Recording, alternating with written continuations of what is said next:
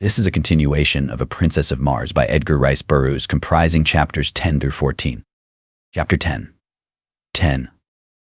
Champion-in-Chief. Early the next morning I was astir. Considerable freedom was allowed me, as Sola had informed me that so long as I did not attempt to leave the city I was free to go and come as I pleased. She had warned me, however, against venturing forth unarmed, as this city, like all other deserted metropolises of an ancient Martian civilization, was peopled by the great white apes of my second day's adventure. Then, advising me that I must not leave the boundaries of the city, Sola had explained that Woola would prevent this anyway should I attempt it, and she warned me most urgently not to arouse his fierce nature by ignoring his warning should I venture too close to the forbidden territory. His nature was such, she said, that he would bring me back into the city dead or alive should I persist in opposing him, preferably dead, she added. On this morning I had chosen a new street to explore when suddenly I found myself at the limits of the city. Before me were low hills pierced by narrow and inviting ravines. I longed to explore the country before me, and like the pioneer stock from which I sprang, to view what the landscape beyond the encircling hills might disclose from the summits which shut out my view. It also occurred to me that this would prove an excellent opportunity to test the qualities of Woola.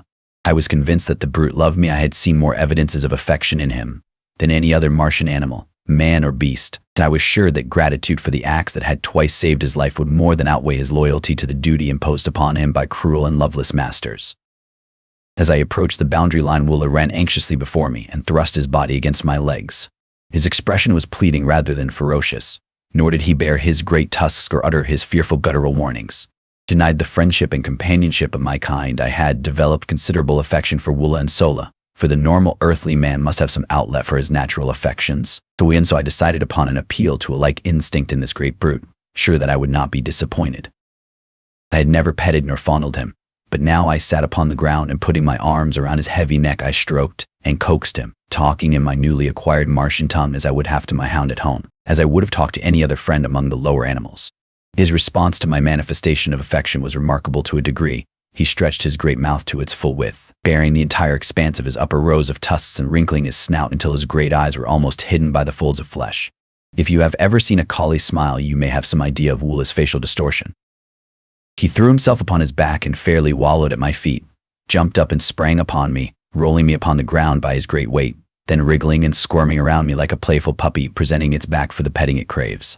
I could not resist the ludicrousness of the spectacle, and holding my sides I rocked back and forth in the first laughter which had passed my lips in many days, the first, in fact, since the morning Powell had left camp when his horse, long unused, had precipitately and unexpectedly bucked him off headforemost into a pot of frijoles. My laughter frightened Woola. His antics ceased and he crawled pitifully toward me, poking his ugly head far into my lap, and then I remembered what laughter signified on Mars: torture, suffering, death. Quieting myself, I rubbed the poor old fellow's head and back, talked to him for a few minutes, and then in an authoritative tone commanded him to follow me, and arising started for the hills. There was no further question of authority between us. Woola was my devoted slave from that moment hence, and I his only and undisputed master. So my walk to the hills occupied but a few minutes, and I found nothing of particular interest to reward me. Numerous brilliantly colored and strangely formed wild flowers dotted the ravines, and from the summit of the first hill I saw other hills stretching off toward the north, and rising, one range above another, until lost in mountains of quite respectable dimensions, though I afterward found that only a few peaks on all Mars exceed 4,000 feet in height. The suggestion of magnitude was merely relative. My morning's walk had been large with importance to me, for it had resulted in a perfect understanding with Woola, upon whom Tarkas relied for my safekeeping. I now knew that while theoretically a prisoner I was virtually free, and I hastened to regain the city limits before the defection of Woola could be discovered by his erstwhile masters. The adventure decided me never again to leave the limits of my prescribed stamping grounds until I was ready to venture forth for good, and all, as it would certainly result in a curtailment of my liberties, as well as the probable death of Woola, were we to be discovered.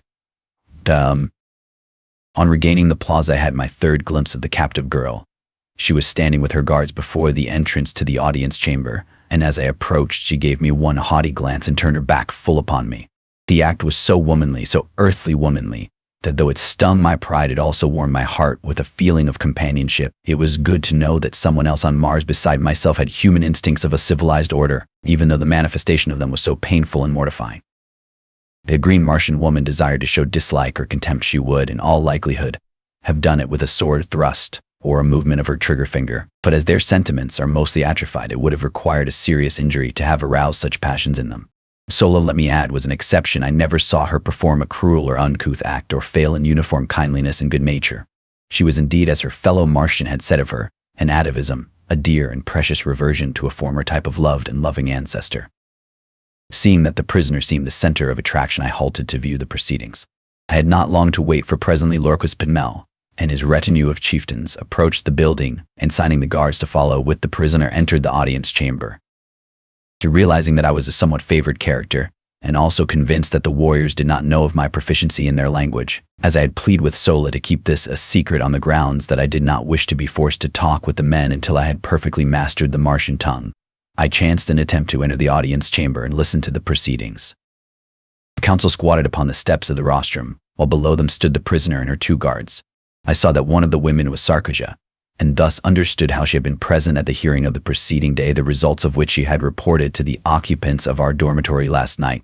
Her attitude toward the captive was most harsh and brutal. When she held her, she sunk her rudimentary nails into the poor girl's flesh, or twisted her arm in a most painful manner. When it was necessary to move from one spot to another, she either jerked her roughly, or pushed her headlong before her. She seemed to be venting upon this poor defenseless creature all the hatred, cruelty, ferocity, and spite of her 900 years, backed by unguessable ages of fierce and brutal ancestors. The other woman was less cruel because she was entirely indifferent. If the prisoner had been left to her alone, and fortunately she was at night, she would have received no harsh treatment, nor, by the same token, would she have received any attention at all. As Lorquas Pinmel raised his eyes to address the prisoner, they fell on me, and he turned to Tars Tarkas with a word and gesture of impatience. Tars Tarkas made some reply which I could not catch, but which caused Lorquas Pinmel to smile, after which they paid no further attention to me. "What is your name?" asked Lorquas Pinmel, addressing the prisoner. "Diodorus, daughter of Mors Kajak of Helium." "In the nature of your expedition," he continued. "It was a purely scientific research party sent out by my father's father, the Jedak of Helium, to rechart the air currents and to take atmospheric density tests," replied the fair prisoner in a low, well-modulated voice. "We were unprepared for battle," she continued, "as we were on a peaceful mission, as our banners and the colors of our craft denoted. The work we were doing was as much in your interests as in ours. For you know full well that were it not for our labors and the fruits of our scientific operations, there also leads to variations, there would not be enough air or water on Mars to support a single human life.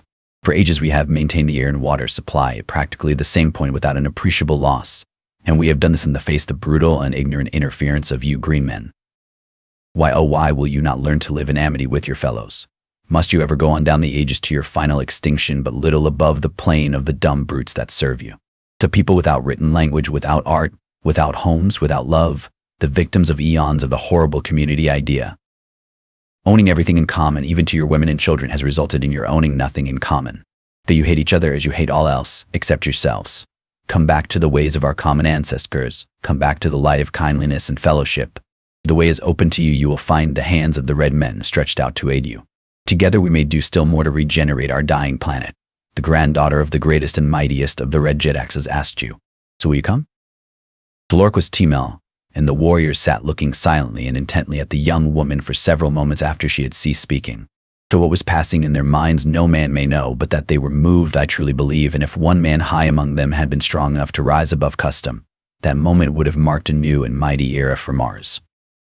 I saw Tars Tarkas rise to speak, and on his face was such an expression as I had never seen upon the countenance of a green Martian warrior. To bespoke an inward and mighty battle with self, with heredity, with age-old custom, and as he opened his mouth to speak, a look almost of benignity, of kindliness, momentarily lighted up his fierce and terrible countenance.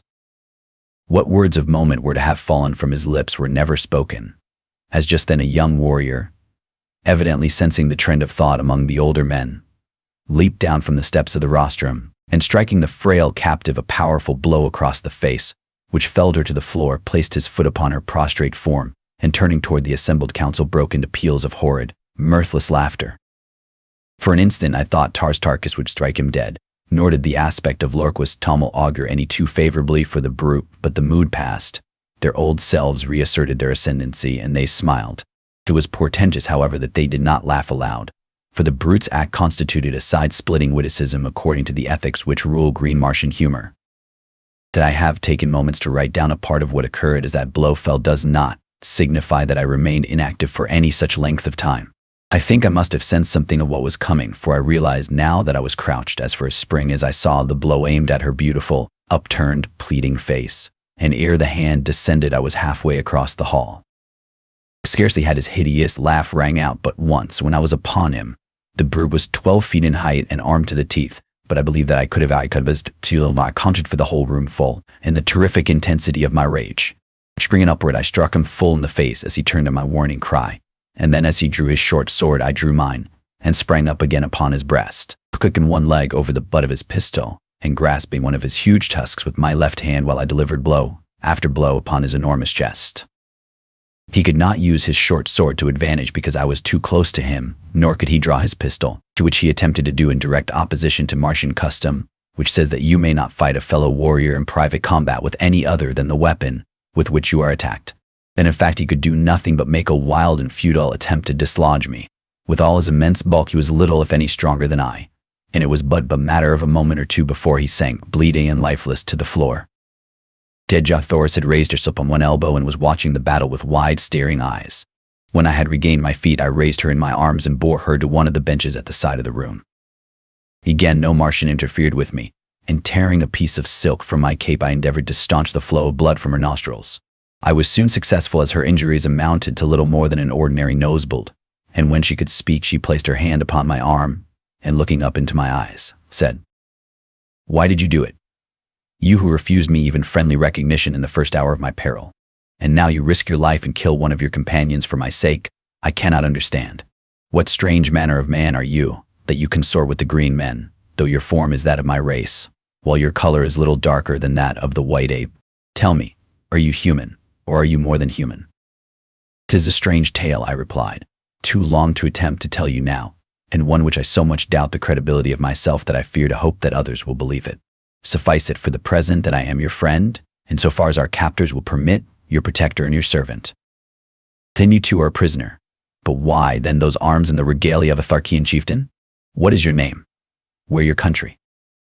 "Yes, Edgar Thoris, I too am a prisoner. My name is John Carter, and I claim Virginia, one of the United States of America, Earth, as my home. But why I am permitted to wear arms I do not know, nor was I aware that my regalia was that of a chieftain."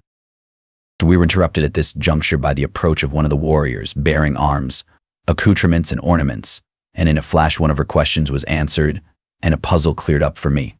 I saw that the body of my dead antagonist had been stripped, and I read in the menacing yet respectful attitude of the warrior who had brought me the trophies of the kill the same demeanor as that evinced by the other who had brought me my original equipment. And now for the first time I realized that my blow on the occasion of my first battle in the audience chamber had resulted in the death of my adversary. The reason for the whole attitude displayed toward me was now apparent. I had won my spurs, so to speak, and in the crude justice which always marks Martian dealings, and which, among other things, has caused me to call her the planet of paradoxes, I was accorded the honors due a conqueror, the trappings and the position of the man I killed. For a truth, I was a Martian chieftain, and this I learned later was the cause of my great freedom and my toleration in the audience chamber. As I had turned to receive the dead warrior's chattels, I had noticed that Tarkas and several others had pushed forward toward us, and the eyes of the former rested upon me in a most quizzical manner. Finally he addressed me. "You speak the tongue of Barsoom quite readily for one who was deaf and dumb to us a few short days ago. Where did you learn it, John Carter?" "You yourself are responsible, Tarkas," I replied, "in that you furnished me with an interest of remarkable ability. I have to thank Sola for my learning." "She has done well," he answered, "but your education in other respects needs considerable polish. Do you know what your unprecedented temerity would have cost you had you failed to kill either of the two chieftains whose medal you now wear?" "I presume that one whom I had failed to kill would have killed me," I answered, smiling. "So no, you are wrong. Only in the last extremity of self-defense would a Martian warrior kill a prisoner. We like to save them for other purposes," and his face bespoke possibilities that were not pleasant to dwell upon. "But one thing can save you now," he continued.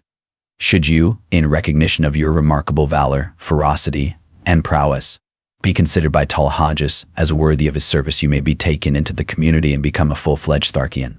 Till we reach the headquarters of Tal Hajas, it is the will of Lorquist Tummel that you be accorded the respect your acts have earned you. You will be treated by us as a Tharkian chieftain, but you must not forget that every chief who ranks you is responsible for your safe delivery to our mighty and most ferocious ruler. I am done. I hear you, Tarstarchus, I answered. As you know, I am not a Barsoom, your ways are not my ways, and I can only act in the future as I have in the past, in accordance with the dictates of my conscience and guided by the standards of mine own people. If you will leave me alone, I will go in peace. But if not, let the individual Barsoomians with whom I must deal either respect my rights as a stranger among you, or take whatever consequences may befall. Of one thing let us be sure, whatever may be your ultimate intentions toward this unfortunate young woman, whoever would offer her injury or insult in the future must figure on making a full accounting to me. I understand that you belittle all sentiments of generosity and kindliness, but I do not, and I can convince your most doughty warrior that these characteristics are not incompatible with an ability to fight.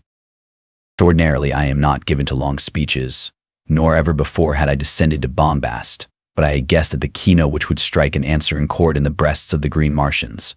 Nor was I wrong, for my harangue evidently deeply impressed them, and their attitude toward me thereafter was still further respectful. Tarstarchus himself seemed pleased with my reply, but his only comment was more or less enigmatical, and I think I know Tal Hagis, Jeddak of Thark. I now turned my attention to Dejah Thoris, and assisting her to her feet, I turned with her toward the exit, ignoring her hovering guardian harpies as well as the inquiring glances of the chieftains. Was I not now a chieftain also? Well then, I would assume the responsibilities of one. They did not molest us, and so Dejah Thoris, Princess of Helium, and John Carter, Gentleman of Virginia, followed by the faithful Woola, passed through utter silence from the audience chamber of Lorquas Tamil, Jed among the Tharks of Barsoom. Chapter 11. So with Dejah Thoris. As we reached the open, the two female guards who had been detailed to watch over Dejah Thoris hurried up and made as though it was home custody of her once more.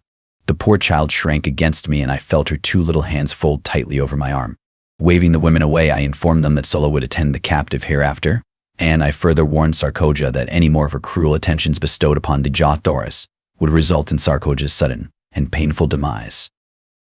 My threat was unfortunate and resulted in more harm than good to Dejah Thoris, for, as I learned later, men do not kill women upon Mars, nor women, men. So Sarkoja merely gave us an ugly look and departed to hatch up deviltries against us. I soon found Sola and explained to her that I wished her to guard Dejah Thoris as she had guarded me, that I wished her to find other quarters where they would not be molested by Sarkoja, and I finally informed her that I myself would take up my quarters among the men. Sola glanced at the accoutrements which were carried in my hand and slung across my shoulder.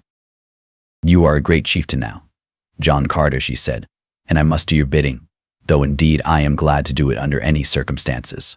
The man whose medal you carry was young, but he was a great warrior, and had by his promotions and kills won his way close to the rank of Tarstarchus, who, as you know, is second to Lorquas Tamil only.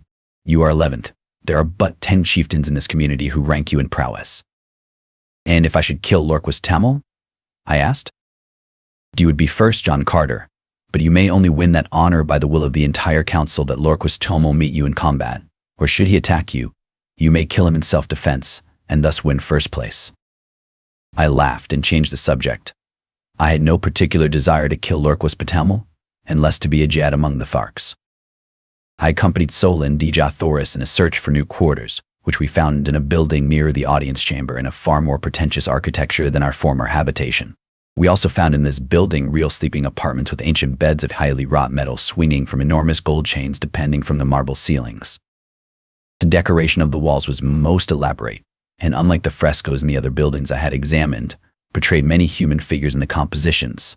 These were of people like myself, and of a much lighter color than Dejah Thoris. They were clad in graceful, flowing robes, highly ornamented with metal and jewels, and their luxuriant hair was of a beautiful golden and reddish bronze. The men were beardless and only a few wore arms. The scenes depicted, for the most part, a fair-skinned, fair-haired people at play.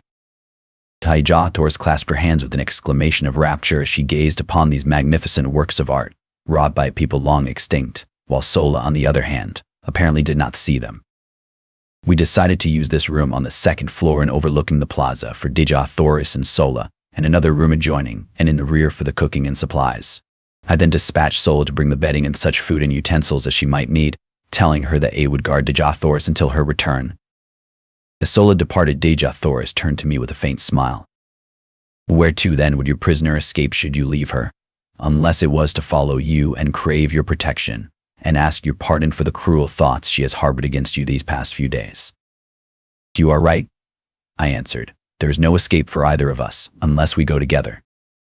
I heard your challenge to the creature you call Tars Tarkas, and I think I understand your position among these people, but what I cannot fathom is your statement that you are not of Barsoom. In the name of my first ancestor, then she continued, where may you be from? You are like unto my people, and yet so unlike. Though you speak my language, and yet I heard you tell Tars Tarkas that you had but learned it recently. All Barsoomians speak the same tongue from the ice-clad south to the ice-clad north, though their written languages differ. Only in the valley door where the river empties into the lost sea of Chorus is there supposed to be a different language spoken, and, except in the legends of our ancestors, there is no record of a Barsoomian returning up the river from the shores of Chorus in the valley of Dor. Do not tell me that you have thus returned. It would kill you horribly anywhere upon the surface of Barsoom if that were true. Tell me it is not. Her eyes were filled with a strange weird light, her voice was pleading, and her little hands, reached up upon my breast, were pressed against me as though to wring a denial from my very heart. If I do not know your customs, Dja Thoris, but in my own Virginia a gentleman does not lie to save himself. I am not of Dor, I have never seen the mysterious the lost sea of Chorus is still lost, so far as I am concerned. Do you believe me? And then it struck me suddenly that I was very anxious that she should believe me. It was not that I feared the results which would follow a general belief that I had returned from the Barsoomian heaven or hell, or whatever it was. Why was it then? Why should I care what she thought? I looked down at her, her beautiful face upturned, and her wonderful eyes opening up the very depth of her soul, and as my eyes met hers I knew why, and I shuddered.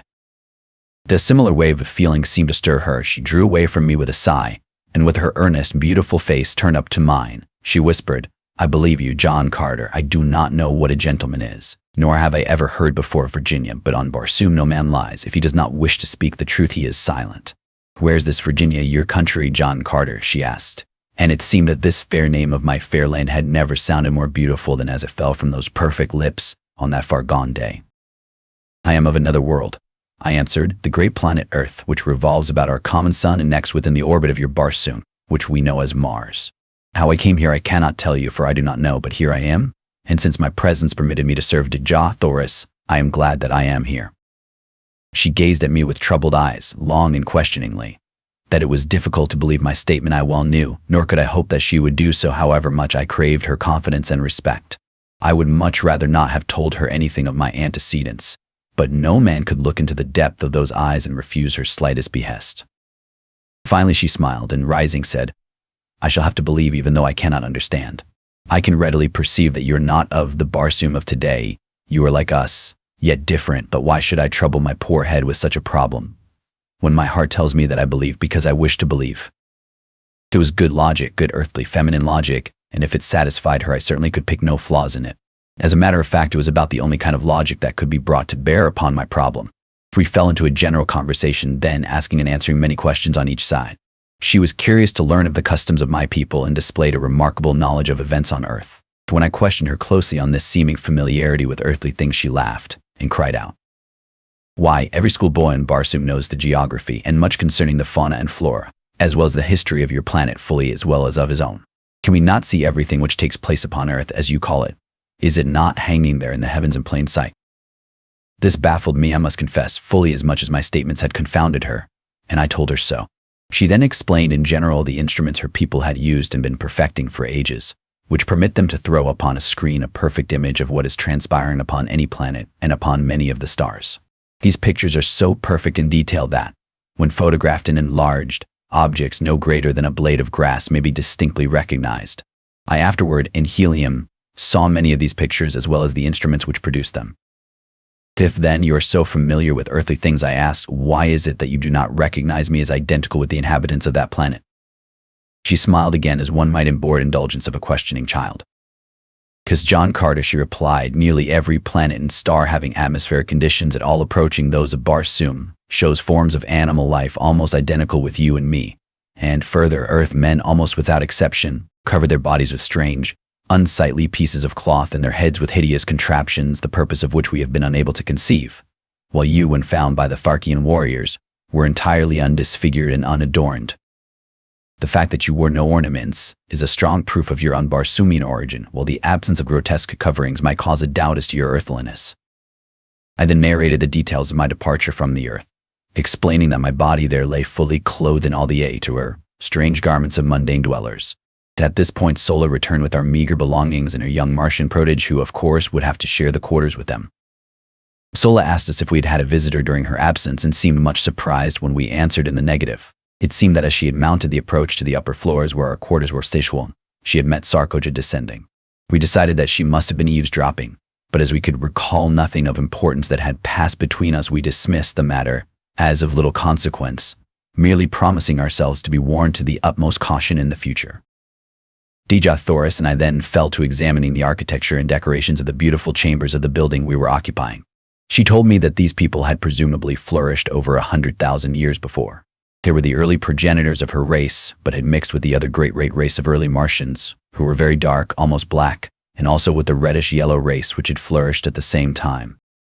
These three great divisions of the higher Martians had been forced into a mighty alliance, as the drying up of the Martian seas had compelled them to seek the comparatively few and always diminishing fertile areas, and to defend themselves, under new conditions of life, against the wild hordes of green men. Ages of close relationship and intermarrying had resulted in the race of red men, of which Dejah Thoris was a fair and beautiful daughter. During the ages of hardships and incessant warring between their own various races, as well as with the green men, and before they had fitted themselves to the changed conditions, much of the high civilization and many of the arts of the fair-haired Martians had become lost. But the red race of today has reached a point where it feels that it is made up in new discoveries and in a more practical civilization for all that lies irretrievably buried with the ancient Barsoomians, beneath the countless intervening ages. These ancient Martians had been a highly cultivated and literary race, but during the vicissitudes of those trying centuries of readjustment to new conditions, not only did their advancement and production cease entirely, but practically all their archives, records, and literature were lost. Dejah Thoris related many interesting facts and legends concerning this lost race of noble and kindly people. She said that the city in which we were camping was supposed to have been a center of commerce and culture known as Karad. It had been built upon a beautiful, natural harbor, landlocked by magnificent hills. The little valley on the west front of the city, she explained, was all that remained of the harbor, while the pass through the hills to the old sea bottom had been the channel through which the shipping passed up to the city's gates. The shores of the ancient seas were dotted with just such cities, and lesser ones, in diminishing numbers, were to be found converging toward the center of the oceans, as the people had found it necessary to follow the receding waters until necessity had forced upon them their ultimate salvation, the so-called Martian canals. We had been so engrossed in exploration of the building and in our conversation that it was late in the afternoon before we realized it. We were brought back to a realization of our present conditions by a messenger bearing a summons from Lorquas Pommel directing me to appear before him, bidding Dejah Thoris and Sola farewell, and commanding Woola to remain on guard. I hastened to the audience chamber, where I found Lorquas Pommel and Tars Tarkas seated upon the rostrum. Chapter 12. A prisoner with power. With power. As I entered and saluted, Lorquas Pommel signaled me to advance, and fixing his great, hideous eyes upon me, addressed me thus. You have been with us a few days, yet during that time you have by your prowess won a high position among us. Be that as it may, you are not one of us, you owe us no allegiance. Your position is a peculiar one, he continued. You are a prisoner, and yet you give commands which must be obeyed. You are an alien, and yet you are a Tharkian chieftain. You are a midget, and yet you can kill a mighty warrior with one blow of your fist. And now you are reported to have been plotting to escape with another prisoner of another race, a prisoner who, from her own admission, half believes you are returned from the Valley of Dor. Either one of these accusations, if proved, would be sufficient grounds for your execution, but we are a just people, and you shall have a trial on our return to Thark, if Talhajus so commands. But he continued, in his fierce guttural tones, if you run off with the red girl, it is I who shall have to account to Talhajus. It is I who shall have to face Tars Tarkas, and either demonstrate my right to command, or the metal from my dead carcass will go to a better man, for such is the custom of the Tharks. But I have no quarrel with Tars Tarkas. Together we rule supreme the greatest of the lesser communities among the green men. We do not wish to fight between ourselves, and so if you were dead, John Carter, I should be glad. Under two conditions only, however, may you be killed by us without orders from Talhajus in personal combat and self-defense, should you attack one of us, or were you apprehended in an attempt to escape. As a matter of justice, I must warn you that we only await one of these two excuses for ridding ourselves of so great a responsibility. The safe delivery of the red girl to Talhajus is of the greatest importance. Not in 1,000 years have the Tharks made such a capture. She is the granddaughter of the greatest of the red Jedaks, who is also our bitterest enemy. I have spoken. The red girl told us that we were without the softer sentiments of humanity, but we are a just and truthful race. You may go. Turning, I left the audience chamber. So this was the beginning of Sarkoja's persecution. I knew that none other could be responsible for this report, which had reached the ears of Lorquist Pinel so quickly, and now I recalled those portions of our conversation which had touched upon escape and upon my origin. Sarkoja was at this time Tars Tarkas' oldest and most trusted female.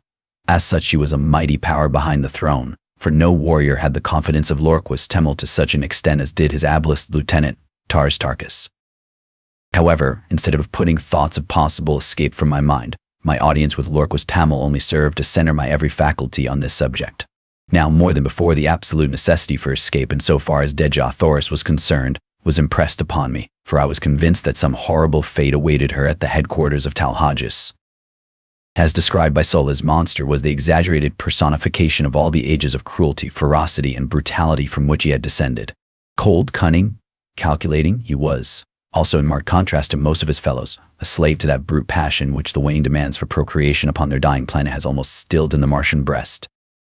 The thought that the divine Deja Thoris might fall into the clutches of such an abysmal atavism started the cold sweat upon me. Far better that we save friendly bullets for ourselves at the last moment, as did those brave frontier women of my lost land, who took their own lives rather than fall into the hands of the Indian braves.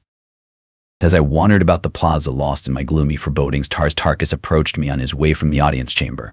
His demeanor toward me was unchanged, and he greeted me as though we had not just parted a few moments before. "Where are your quarters, John Carter?" he asked. "I have selected none," I replied. It seemed best that I quartered either by myself or among the other warriors, and I was awaiting an opportunity to ask your dear advice. As you know, and I smiled, I am not yet familiar with all the customs of the Tharks. "Come with me," he directed, and together we moved off across the plaza to a building which I was glad to see adjoined that occupied by Sola and her charges. "My quarters are on the first floor of this building," he said, "and the second floor also is fully occupied by warriors. But the third floor and the floors above are vacant. You may take your choice of these." "I understand," he continued, "that you have given up your woman to the red prisoner. Well, as you have said, your ways are not our ways. But you can fight well enough to do about as you please, and so, if you wish to give your woman to a captive, it is your own affair. But as a chieftain, you should have those to serve you, and in accordance with our customs, you may select any or all the females from the retinues of the chieftains, whose medal you now wear." I thanked him, but assured him that I could get along very nicely without assistance except in the matter of preparing food, and so he promised to send women to me for this purpose, and also for the care of my arms and the manufacture of my ammunition, which he said would be necessary. I suggested that they might also bring some of the sleeping silks and furs which belonged to me as spoils of combat, for the nights were cold, and I had none of my own. He promised to do so, and departed. Left alone, I ascended the winding corridor to the upper floors in search of suitable quarters. The beauties of the other buildings were repeated in this, and as usual I was soon lost in a tour of investigation and discovery. But I finally chose a front room on the third floor, because this brought me nearer to Deja Thoris, whose apartment was on the second floor of the adjoining building, and it flashed upon me that I could rig up some means of communication whereby she might signal me in case she needed either my services or my protection. Adjoining my sleeping apartment were baths, dressing rooms, and other sleeping and living apartments, in all some 10 rooms on this floor.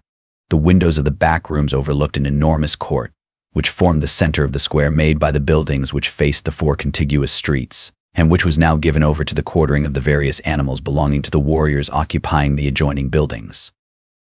While the court was entirely overgrown with the yellow, moss-like vegetation which blankets practically the entire surface of Mars, yet numerous fountains, statuary, benches, and pergola-like contraptions bore witness to the beauty which the court must have presented in bygone times, when graced by the fair-haired, laughing people whom stern and unalterable cosmic laws had driven not only from their homes, but from all except the vague legends of their descendants. One could easily picture the gorgeous foliage of the luxuriant Martian vegetation which once filled this scene with life and color, the graceful figures of the beautiful women, the straight and handsome men, the happy frolicking children, all sunlight, happiness, and peace. It was difficult to realize that they had gone down through ages of darkness, cruelty, and ignorance, till their hereditary instincts of culture and humanitarianism had risen ascendant once more in the final composite race which now was dominant upon Mars. My thoughts were cut short by the advent of several young females bearing loads of weapons, silks, furs, jewels, cooking utensils, and casks of food and drink, including considerable loot from the aircraft. All this, it seemed, had been the property of the 2 chieftains I had slain, and now, by the customs of the Tharks, it had become mine. At my direction, they placed the stuff in one of the back rooms and then departed, only to return with a second load, which they advised me constituted the balance of my goods. On the second trip, they were accompanied by 10 or 15 other women and youths, who it seemed formed the retinues of the two chieftains. They were not their families, nor their wives, nor their servants. The relationship was peculiar, and so unlike anything known to us that it is most difficult to describe. All property among the Green Martians is owned in common by the community, except the personal weapons, ornaments, and sleeping silks and furs of the individuals. These alone can one claim undisputed right to, nor may he accumulate more of these than are required for his actual needs. The surplus he holds merely as custodian, and it is passed on to the younger members of the community as necessity demands. The women and children of a man's retinue may be likened to a military unit for which he is responsible in various ways, as in matters of instruction, discipline, sustenance, and the exigencies of their continual roamings, and their unending strife with other communities and with the Red Martians. His women are in no sense wives. The Green Martians use no word corresponding in meaning with this earthly word. Their mating is a matter of community interest solely and is directed without reference to natural selection. The council of chieftains of each community control the matter as surely as the owner of a Kentucky racing stud directs the scientific breeding of his stock for the improvement of the whole. In theory it may sound well, as is often the case with theories, but the results of ages of this unnatural practice, coupled with the community interest in the offspring being held paramount to that of the mother, is shown in the cold, cruel creatures and their gloomy, loveless, mirthless existence. It is true that the Green Martians are absolutely virtuous, both men and women, with the exception of such degenerates as Talhages, but better far finer balance of human characteristics even at the expense of a slight and occasional loss of chastity. Finding that I must assume responsibility for these creatures, whether I would or not, I made the best of it and directed them to find quarters on the upper floors, leaving the third floor to me. To one of the girls I charged with the duties of my simple cuisine, and directed the others to take up the various activities which had formerly constituted their vocations. Thereafter I saw little of them, nor did I care to. Chapter 13. Love making on Mars. Following the battle with the airships, the community remained within the city for several days, abandoning the homeward march until they could feel reasonably assured that the ships would not return. For to be caught on the open plains with a cavalcade of chariots and children was far from the desire of even so warlike a people as the Green Martians. During our period of inactivity, Tarkas had instructed me in many of the customs and arts of war familiar to the Tharks, including lessons in riding and guiding the great beasts which bore the warriors. These creatures, which are known as thoats, are as dangerous and vicious as their masters, but when once subdued are sufficiently tractable for the purposes of the Green Martians. 2 of these animals had fallen to me from the warriors, whose metal I wore, and in a short time I could handle them quite as well as the native warriors. The method was not at all complicated. If the thoats did not respond with sufficient celerity to the telepathic instructions of their riders, they were dealt a terrific blow between the ears with the butt of a pistol, and if they showed fight, this treatment was continued until the brutes either were subdued or had unseated their riders. In the latter case, it became a life and death struggle between the man and the beast. If the former were quick enough with his pistol, he might live to ride again, though upon some other beast. If not, his torn and mangled body was gathered up by his women and burned in accordance with Tharkian custom. My experience with Woola determined me to attempt the experiment of kindness in my treatment of my thoats. First I taught them that they could not unseat me, and even rap them sharply between the ears to impress upon them my authority and mastery. Then by degrees I won their confidence in much the same manner as I had adopted countless times with my many mundane mounts. I was ever a good hand with animals and by inclination, as well as because it brought more lasting and satisfactory results. I was always kind and humane in my dealings with the lower orders. I could take a human life, if necessary, with far less compunction than that of a poor, unreasoning, irresponsible brute. In the course of a few days, my thoats were the wonder of the entire community. They would follow me like dogs, rubbing their great snouts against my body in awkward evidence of affection, and respond to my every command with an alacrity and docility which caused the Martian warriors to ascribe to me the possession of some earthly power unknown on Mars. "How have you bewitched them?" asked Tarkas one afternoon, when he had seen me run my arm far between the great jaws of one of my thoats, which had wedged a piece of stone between 2 of his teeth while feeding upon the moss-like vegetation within our courtyard. "By kindness," I replied. "You see, Tarkas, the softer sentiments have their value, even to a warrior.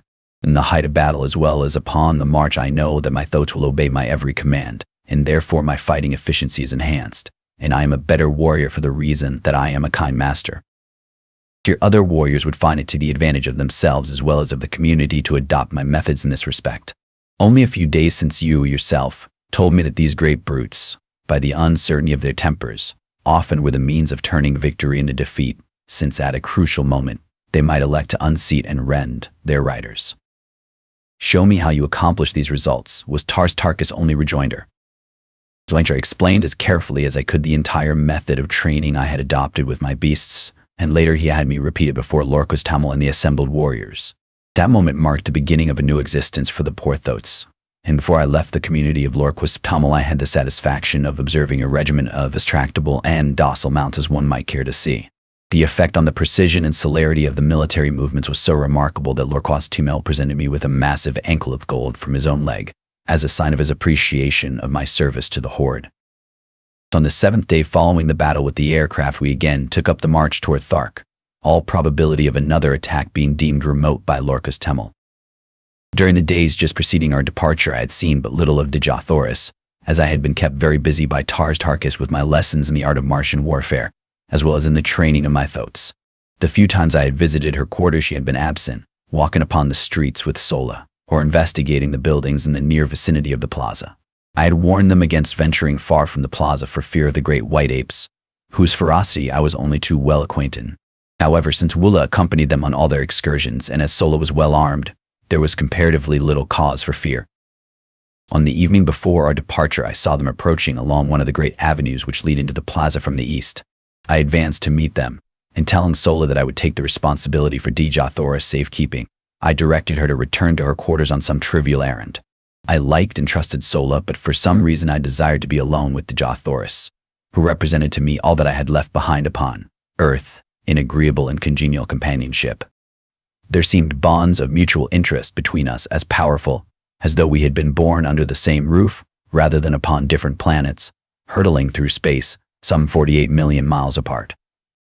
That she shared my sentiments in this respect I was positive, for on my approach the look of pitiful hopelessness left her sweet countenance, to be replaced by a smile of joyful welcome, as she placed her little right hand upon my left shoulder in true red Martian salute. "Sarkoja told Sola that you had become a true Thark," she said, "and that I would now see no more of you than of any of the other warriors." "Sarkoja is a liar of the first magnitude," I replied, notwithstanding the proud claim of the Tharks to absolute verity. Dejathoris laughed. "I knew that even though you became a member of the community, you would not cease to be my friend. A warrior may change his metal, but not his heart, as the saying is upon Barsoom. I think they have been trying to keep us apart," she continued, "for whenever you have been off duty, one of the older women of Tarkis' retinue has always arranged to trump up some excuse to get Sola and me out of sight. They have had me down in the pits below the buildings helping them mix their awful radium powder and make their terrible projector. You know that these have to be manufactured by artificial light, as exposure to sunlight always results in an explosion. Do you have noticed that their bullets explode when they strike an object? Well, the opaque outer coating is broken by the impact, exposing a glass cylinder, almost solid, in the forward end of which is a minute particle of radium powder. The moment the sunlight, even though diffused, strikes this powder, it explodes with a violence which nothing can withstand.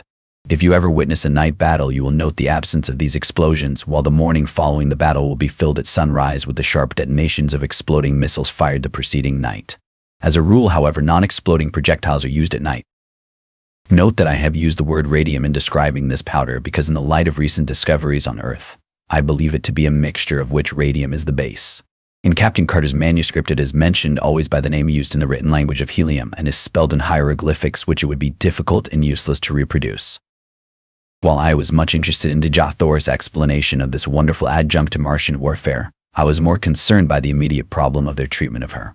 That they were keeping her away from me was not a matter for surprise, but that they should subject her to dangerous and arduous labor filled me with rage. "But have they ever subjected you to cruelty and ignominy, Dejathoris?" I asked, feeling the hot blood of my fighting ancestors leap in my veins as I awaited her reply. "Only in little ways, John Carter," she answered. "Nothing that can harm me outside my pride.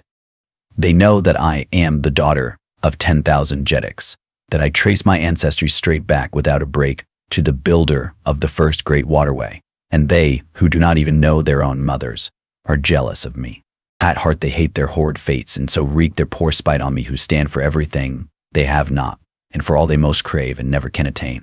Let us pity them, my chieftain, for even though we die at their hands we can afford them pity, since we are greater than they and they know it." Had I known the significance of those words, my chieftain, as applied by a red Martian woman to a man, I should have had the surprise of my life. but I did not know at that time, nor for many months thereafter. Yes, I still had much to learn upon Barsoom. I presume it is the better part of wisdom that we bow to our fate with as good grace as possible, Dejathoris, but I hope, nevertheless, that I may be present the next time that any Parsian green, red, pink, or violet has the temerity to even so much as frown on you, my princess. Dejathoris caught her breath at my last words and gazed upon me with dilated eyes and quickening breath, and then with an odd little laugh which brought roguish dimples to the corners of her mouth, she shook her head and cried, "What a child! A great warrior and yet a stumbling little child. What have I done now?" I asked, in sore perplexity. "Some day you shall know, John Carter, if we live, but I may not tell you. And I, the daughter of Mors Kajak, son of Tardos Mors, have listened without anger," she soliloquized in conclusion. Then she broke out again into one of her gay, happy, laughing moods, joking with me on my prowess as a Thark warrior as contrasted with my soft heart and natural kindliness. "I presume that should you accidentally wound an enemy you would take him home and nurse him back to health." She laughed. "That is precisely what we do on Earth," I answered. "At least among civilized men." This made her laugh again. She could not understand it, for, with all her tenderness and womanly sweetness, she was still a Martian, and to a Martian the only good enemy is a dead enemy, for every dead foeman means so much more to divide between those who live. I was very curious to know what I had said or done to cause her so much perturbation a moment before, and so I continued to importune her. "No," she exclaimed, "it is enough that you have said it, and that I have listened. And when you learn, John Carter, and if I be dead, as likely I shall be ere the further moon has circled Barsoom another 12 times, remember that I listened, and that I smiled." It was all Greek to me, but the more I begged her to explain, the more positive became her denials of my request, and so in very hopelessness I desisted.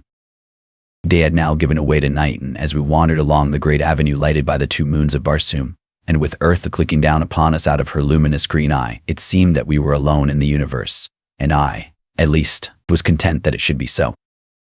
The chill of the Martian night was upon us, and removing my silks, I threw them across the shoulders of Dejathoris. As my arm rested for an instant upon her, I felt a thrill pass through every fiber of my being such as contact with no other mortal had even produced, and it seemed to me that she had leaned slightly toward me, but of that I was not sure. Only I knew that as my arm rested there across her shoulders longer than the act of adjusting the silk required, she did not draw away, nor did she speak. And so in silence we walked the surface of a dying world, but in the breast of one of us at least had been born that which is ever oldest, yet ever new.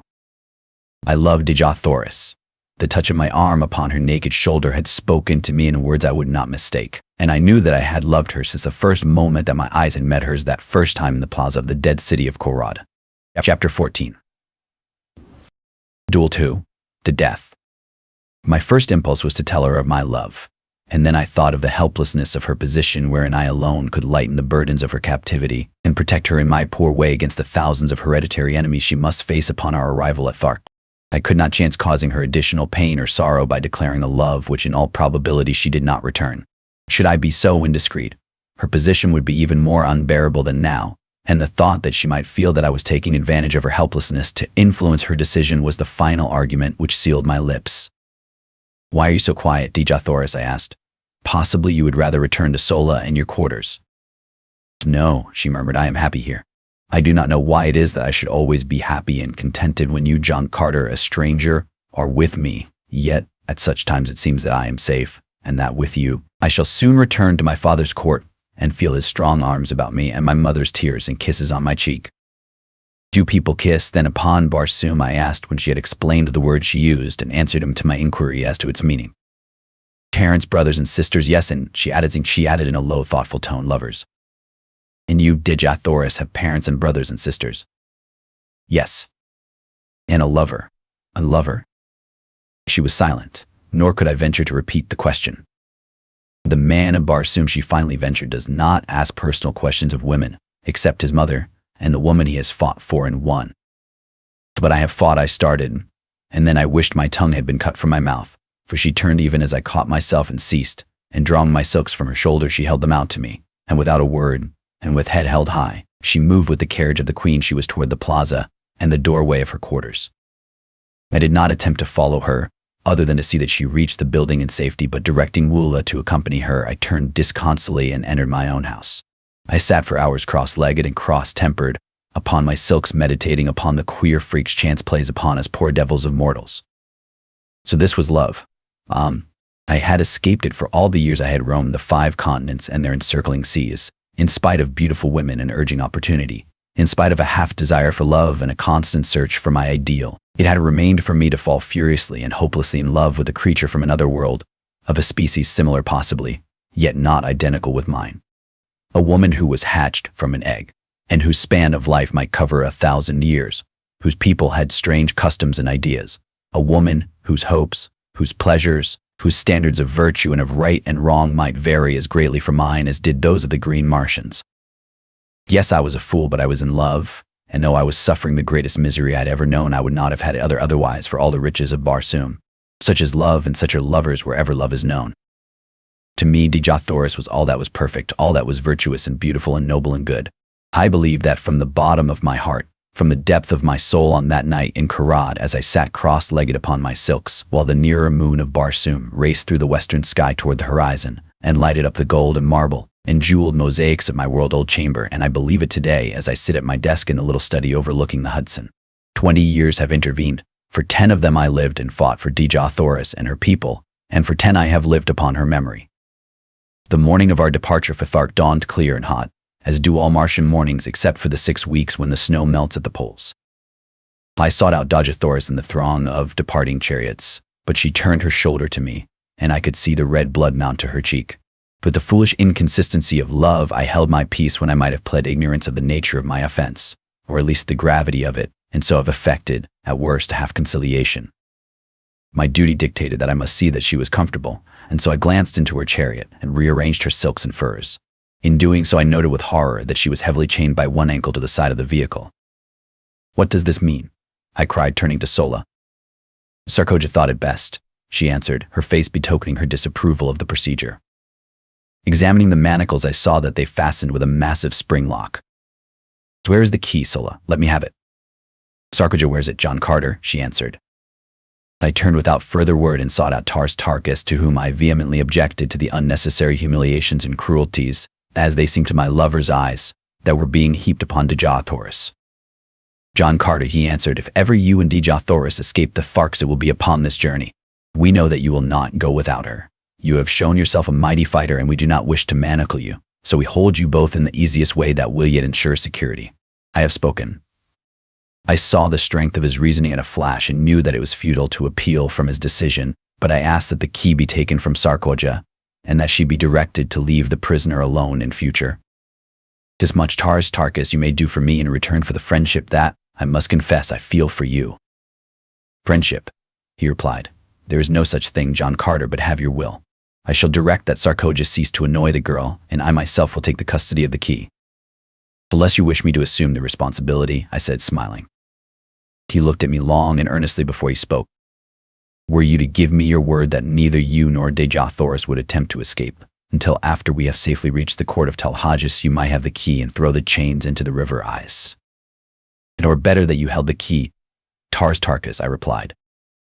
He smiled and said no more, but that night as we were making camp, I saw him unfasten Dejah fetters himself. With all his cruel ferocity and coldness, there was an undercurrent of something in Tarkas which he seemed ever battling to subdue. Could it be a vestige of some human instinct come back from an ancient forbear to haunt him with the horror of his people's ways? As I was approaching Dejah chariot, I passed Sarkoja, and the black, venomous look she accorded me was the sweetest balm I had felt for many hours. Lord, how she hated me! It bristled from her so palpably that one might almost have cut it with a sword. A few moments later, I saw her deep in conversation with a warrior named Zad, a big, hulking, powerful brute, but one who had never made a kill among his own chieftains, and so was still an Omad, or man with one name. He could win a second name only with the medal of some chieftain. It was this custom which entitled me to the names of either of the chieftains I had killed. In fact, some of the warriors addressed me as Dodar Sojat, a combination of the surnames of the 2 warrior chieftains, whose medal I had taken, or, in other words, whom I had slain in fair fight.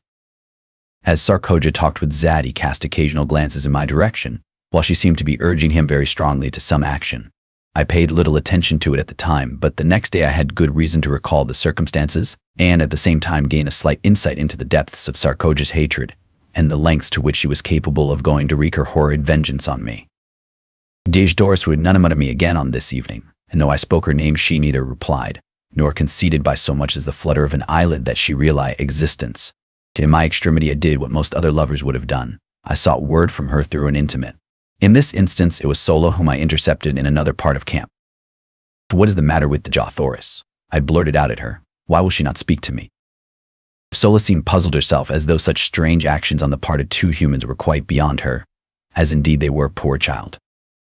"She says you have angered her, and that is all she will say, except that she is the daughter of a Jed and the granddaughter of a Jedek, and she has been humiliated by a creature who could not polish the teeth of her grandmother's Sarah." I pondered over this report for some time, finally asking what might a Sarah be. "Sola, a little animal about as big as my hand, which the red Martian women keep to play with," explained Sola. "Not fit to polish the teeth of her grandmother's cat." I must rank pretty low in the consideration of Dejah, I thought, but I could not help laughing at the strange figure of speech, so homely and in this respect so earthly. It made me homesick, for it sounded very much like not fit to polish her shoes. And then commenced a train of thought quite new to me. I began to wonder what my people at home were doing. I had not seen them for years. There was a family of Carters in Virginia who claimed close relationship with me. I was supposed to be a great uncle, or something of the kind, equally foolish. I could pass anywhere for 25 to 30 years of age, and to be a great uncle always seemed the height of incongruity, for my thoughts and feelings were those of a boy. There were two little kiddies in the Carter family whom I had loved and who had thought there was no one on earth like Uncle Jack. I could see them just as plainly as I stood there under the moonlit skies of Barsoom, and I longed for them as I had never longed for any mortals before. By nature a wanderer, I had never known the true meaning of the word home, but the great hall of the Carters had always stood for all that the word did mean to me, and now my heart turned toward it from the cold and unfriendly peoples I had been thrown amongst. For did not even Dejah despise me? I was a low creature, so low in fact that I was not even fit to polish the teeth of her grandmother's cat. And then my saving sense of humor came to my rescue, and laughing I turned into my silks and furs and slept upon the moon-haunted ground the sleep of a tired and healthy fighting man. We broke camp the next day at an early hour and marched with only a single halt until just before dark. Two incidents broke the tediousness of the march. About noon we espied far to our right what was evidently an incubator, and Lorquas Padmel directed Tarkas to investigate it. The latter took a dozen warriors, including myself, and we raced across the velvety carpeting of moss to the little enclosure. There was indeed an incubator, but the eggs were very small in comparison with those I had seen hatching in hours at the time of my arrival on Mars. Tarkas dismounted and examined the enclosure minutely, finally announcing that it belonged to the green men of Warhoon, and that the cement was scarcely dry where it had been walled up. "They cannot be a day's march ahead of us," he exclaimed, the light of battle leaping to his fierce face. The work at the incubator was short indeed. The warriors tore open the entrance, and a couple of them, crawling in, soon demolished all the eggs with their short swords. Then, remounting, we dashed back to join the cavalcade. During the ride I took occasion to ask Tarkas if these Warhoons whose eggs we had destroyed were a smaller people than his Tharks. "I noticed that their eggs were so much smaller than those I saw hatching in your incubator," I added. He explained that the eggs had just been placed there, but like all green Martian eggs, they would grow during the 5-year period of incubation until they obtained the size of those I had seen hatching on the day of my arrival on Barsoom. This was indeed an interesting piece of information, for it had always seemed remarkable to me that the green Martian women, large as they were, could bring forth such enormous eggs as I had seen the 4-foot infants emerging from. As a matter of fact, a new laid egg is but little larger than an ordinary goose egg, and as it does not commence to grow until subjected to the light of the sun, the chieftains have little difficulty in transporting several hundreds of them at one time from the storage vaults to the incubators. Shortly after the incident of the Warhoon eggs, we halted to rest the animals, and it was during this halt that the second of the day's interesting episodes occurred. I was engaged in changing my riding cloths from one of my thoats to the other, for I divided the day's work between them, when Zad approached me, and without a word struck my animal a terrific blow with his long sword. I did not need a manual of green Martian etiquette to know what reply to make, for in fact I was so wild with anger that I could scarcely refrain from drawing my pistol and shooting him down for the brute he was. But he stood waiting with drawn long sword, and my only choice was to draw my own and meet him in fair fight with his choice of weapons or a lesser one. This latter alternative is always permissible, therefore I could have used my short sword, my dagger, my hatchet, or my fist had I wished, and been entirely within my rights, but I could not use firearms or a spear while he held only his long sword. I chose the same weapon he had drawn because I knew he prided himself upon his ability with it, and I wished, if I worsted him at all, to do it with his own weapon. The fight that followed was a long one and delayed the resumption of the march for an hour. The entire community surrounded us, leaving a clear space about 100 feet in diameter for our battle. Zad first attempted to rush me down as a bull might a wolf, but I was much too quick for him, and each time I sidestepped his rushes he would go lunging past me, only to receive a nick from my sword upon his arm or back. He was soon streaming blood from a half-dozen minor wounds, but I could not obtain an opening to deliver an effective thrust. Then he changed his tactics, and fighting warily and with extreme dexterity, he tried to do by science what he was unable to do by brute strength. I must admit that he was a magnificent swordsman, and had it not been for my greater endurance and the remarkable agility the lesser gravitation of Mars lent me, I might not have been able to put up the credible fight I did against him. We circled for some time without doing much damage on either side, the long straight needle-like swords flashing in the sunlight and ringing out upon the stillness as they crashed together with each effective parry. Finally Zad, realizing that he was tiring more than I, evidently decided to close in and end the battle in a final blaze of glory for himself. Just as he rushed me, a blinding flash of light struck full in my eyes, so that I could not see his approach and could only leap blindly to one side in an effort to escape the mighty blade that it seemed I could already feel in my vitals. I was only partially successful, as a sharp pain in my left shoulder attested, but in the sweep of my glance as I sought to again locate my adversary, a sight met my astonished gaze which paid me well for the wound the temporary blindness had caused me. There, upon Dejah-Thoris' chariot, stood 3 figures, for the purpose evidently of witnessing the encounter above the heads of the intervening Tharks. There were Dejah-Thoris, Sola, and Sarkoja, and as my fleeting glance swept over them a little tableau was presented which will stand graven in my memory to the day of my death. As I looked, Dejah-Thoris turned upon Sarkoja with the fury of a young tigress and struck something from her upraised hand, something which flashed in the sunlight as it spun to the ground. Then I knew what had blinded me at that crucial moment of the fight, and how Sarkoja had found a way to kill me without herself delivering the final thrust.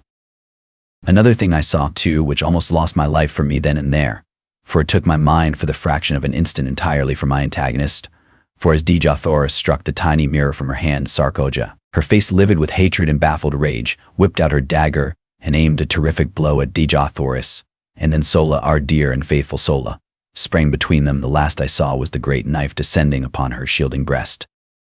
My enemy had recovered from his thrust and was making it extremely interesting for me, so I reluctantly gave my attention to the work in hand, but my mind was not upon the battle. We rushed each other furiously time after time, till suddenly, feeling the sharp point of his sword at my breast, in a thrust I could neither parry nor escape, I threw myself upon him with outstretched sword and with all the weight of my body, determined that I would not die alone if I could prevent it. I felt the steel tear into my chest, all went black before me, my head whirled in dizziness, and I felt my knees giving beneath me. This concludes the 3rd part of 6 total of A Princess of Mars by Edgar Rice Burroughs, produced by Best Audiobooks for free.